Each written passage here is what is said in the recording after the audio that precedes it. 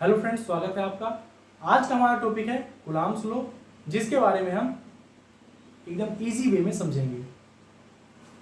Coulomb law जो है वो बताता है दो स्थिर आवेशों के बारे में बताता है। मान लीजिए दो स्थिर आवेश Q1 Q2 है, जिनके बीच की जो दूरी है वो r मान लीजिए। तो कूलॉम जो होता है एक फोर्स के बारे में बताता है। वह फोर्स जो होता है वह उन चार्जों के गुणनफल के बराबर होता है, चार्जों के गुणनफल के अनुक्रमानुपाती होता है, ठीक है, तथा उनके बीच की दूरी के वर्ग के व्युत्क्रमानुपाती होता है। ये कूलॉम बताते हैं, ठीक है। अब equation first and equation second को हम मिला देते हैं तो यहां पे हमें मिलता है by equation first and second हमें क्या मिलता है, F अनुक्रमानुपाती Q1 Q2 upon R square.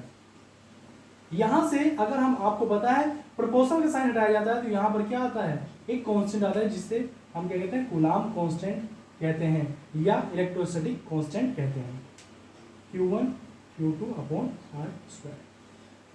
अब यहां पर एक बात समझिए, जो K है वो क्या है, कि आपका जो होता है कूलॉम कांस्टेंट होता है, जिसकी वैल्यू की अगर बात करें तो 9 × 10⁻⁹ सॉरी 9 प्लस का 9 होता है newton metre square coulomb inverse square, ये इसकी वैल्यू होती है, ठीक है।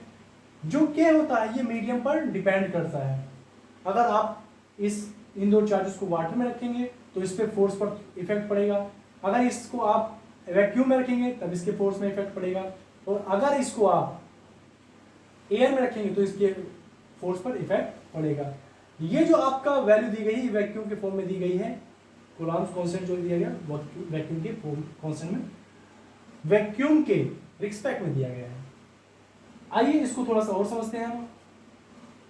अगर आप क्या करते हैं, F इजिकल टू इस जो चार्ज है, इस चार्ज सिस्टम को आप किसी वैक्यूम में रख देते हैं,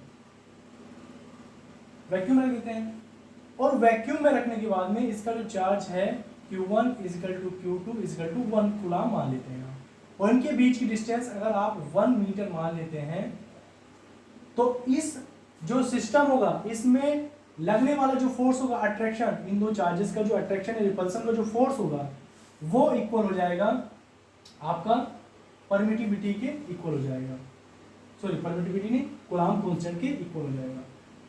अर्थात जो इनके बीच में जो फोर्स लगेगा वो लगेगा 9 × 10⁹ न्यूटन का फोर्स दोनों के बीच में अट्रैक्शन या रिपल्सन का काम कर रहा होगा।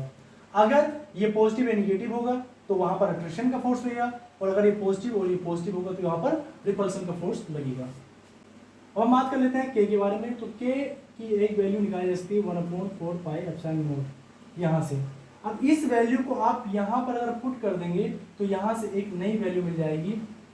यहाँ से नई वैल्यू क्या मिल जाएगी, F is equal to 1/4πε0 × Q1 Q2 upon R square.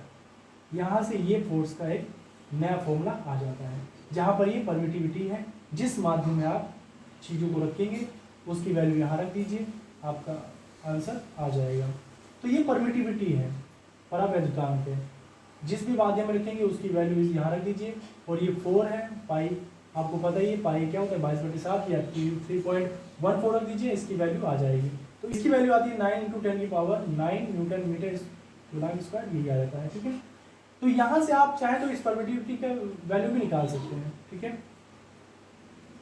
आपको पता है फोर्स का यूनिट न्यूटन होता है।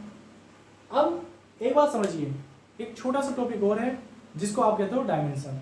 अगर आपको मान लीजिए परमिटिविटी का डायमेंशन निकालना पड़ जाए, या आपको कूलॉम कांस्टेंट का डायमेंशन निकालना पड़ जाए, तो कैसे निकालेंगे।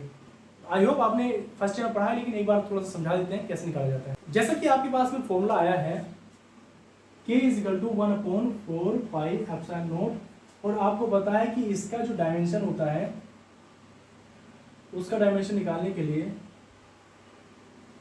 आपको यूनिट चाहिए, और यूनिट आपके पास है newton metre square coulomb square inverse, ठीक है।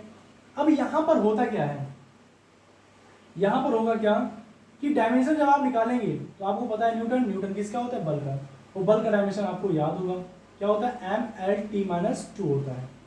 फिर मीटर, मीटर की विमा क्या होती है, तो मीटर की विमा होती है L और L का स्क्वायर करना, क्योंकि मीटर का स्क्वायर है तो L का स्क्वायर हो जाएगा। और करंट, सॉरी कूलाम, कूलाम के बारे में अगर आप समझे तो कूलाम के बारे में आपने पढ़ा था Q=I/T, जब हम चार्ज के बारे में पढ़ रहे थे तब आपको बताया था। तो यहाँ आ जाएगा करंट का क्या होता है, A होता है, और टाइमिंग का T हो जाएगा, तो ये डायमेंशन इसका हो जाता है। तो AT उसकी पावर -2 है, ये रख दीजिए। अब यहाँ से क्या कीजिए, इनकी पावर्स को ओपन कर लीजिए, mL/t-2, L की पावर 2 हो गई, A की पावर -2, T की पावर -2।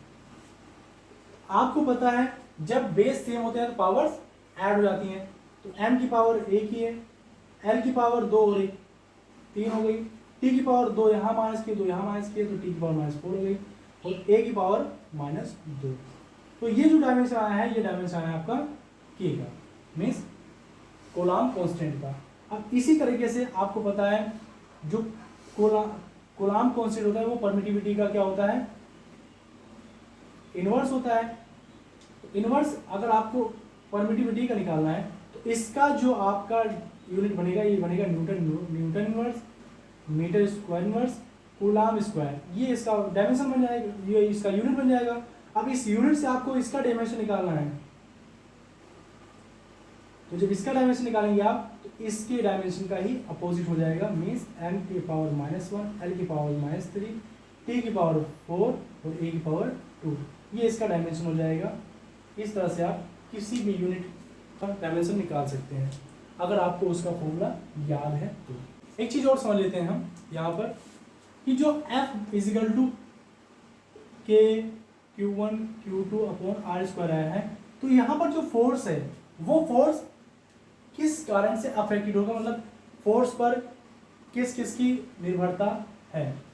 तो अगर फोर्स देखिए, अगर हम उनके बीच की दूरी बढ़ा देंगे तो चार्ज के बीच में लगने वाला फोर्स घट जाएगा, ठीक है, क्योंकि आपको पता है F उनके बीच की दूरी के वर्ग के व्युत्क्रमानुपाती होता है। तो अगर हम दूरी को उनके बीच की बढ़ाएंगे तो फोर्स क्या होगा, घट जाएगा।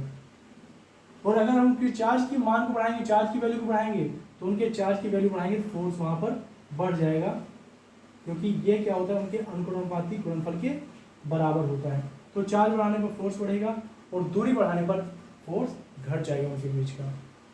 तो चलिए आज का टॉपिक हम यहीं समाप्त करते हैं। आई होप आप सभी को ये टॉपिक अच्छे से समझ में आया होगा। अगर इस टॉपिक से जुड़े किसी भी पार्ट में आपको दिक्कत आई हो, नहीं समझ में आया हो, तो आप कमेंट कीजिए और बताइए कि आपको कहाँ पर प्रॉब्लम आ रही है।